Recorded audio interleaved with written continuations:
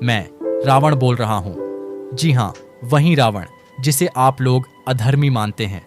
लेकिन मेरा यकीन मानिए, मैं ऐसा नहीं हूँ जैसा बताया गया हो। मैं ब्राह्मण भी हूँ और महाज्ञानी भी। मैंने तीनों लोगों को जीता था। मैंने अपनी बहन के लिए भगवान राम से युद्ध किया था। महाकाव्य रामायण महान आर्षि महर्षि वाल्मीकि द्वारा लिखी गई थी, जो हमें बुराई पर अच्छाई की कहानी बताती है। 10 सिर वाले राजा रावण पर भगवान राम की जीत। फिर भी लंका के सम्राट के बारे में जीतना दिखता है, वो उससे कहीं अधिक है। एक जटिल चरित्र जो एक धर्मप्रयाण राजा था, उसे अक्सर सभी खलनायक के रूप में अद्वितीय माना जाता है। दरअसल रावण सिक्के के 2 पहलुओं का सटीक उदाहरण है। अधिकांश देशों में वे खलनायक के रूप में कलंकित हैं, जिसने सीता का अपहरण किया था और युद्ध शुरू किया, और जिसने अपने ज्ञान का दुरुपयोग किया था। लेकिन लंका में उनकी एक अलग छवि है, जिससे भगवान शिव का एक भक्त, एक महान विद्वान, एक सक्षम शासक और एक वीणा के उस्ताद के रूप में वर्णित किया गया है, जिसे रावणहत्था के रूप में जाना जाता है। कहानी ये है कि रावण भगवान शिव के दर्शन करने और कैलाश पर्वत को लंका ले जाकर अपनी मां को प्रभावित करने गया था। शिव के वाहन नंदी ने रावण को अंदर जाने से मना कर दिया। वो नाराज हो गया और नंदी को चिढ़ाने लगा। बदले में नंदी ने भी नाराज होकर रावण को श्राप दिया कि एक बंदर तुम्हारी लंका का विनाश करेगा। रावण ने नंदी को शिव के प्रति अपना प्रेम दिखाने के लिए पहाड़ को उखाड़ने और हिलाने का प्रयास किया। जैसे ही उन्होंने पर्वत को ऊपर उठाया तो शिव उनके अहंकार से क्रोधित हो गए और रावण उस पर्वत के नीचे फंसा गया। रावण ने अपनी एक भुजा को तोड़कर एक वाद्य यंत्र बना लिया, जिससे उनकी सने निकलकर तार बन गई थी। उन्होंने अपने हाथ का प्रयोग शिव की स्तुति गाने के लिए की। तब रावण ने क्षमा मांगी।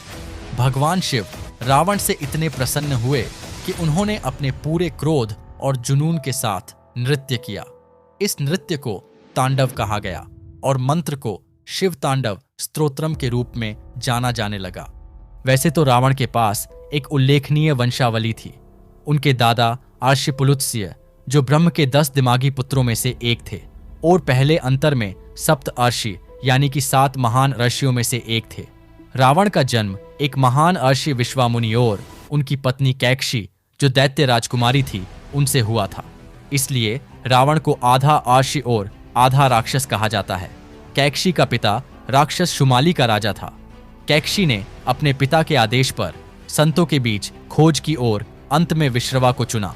रावण के 6 भाई थे। पहला कुबेर, जो उत्तर दिशा के राजा और स्वर्गीय धन के संरक्षक थे। दूसरा विभीषण, जो राम के अनुयायी थे। तीसरा कुंभकर्ण, जो साल में 6 महीने सोता था और 6 महीने जागता था। चौथा खर, पांचवा दुशाना और छठा अहिरावण।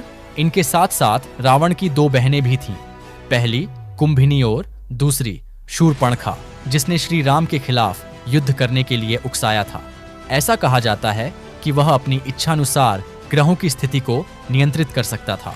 उसके पास पुष्पक विमान, जो एक उड़ने वाला रथ था, जिसे उसने अपने सौतेले भाई कुबेर से जीता था।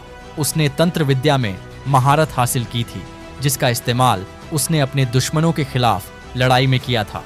कहते हैं कि शिक्षा प्राप्त करने के बाद रावण ने नर्मदा नदी के तट पर भगवान शिव को प्रसन्न करने के लिए एक विशाल तपस्या की।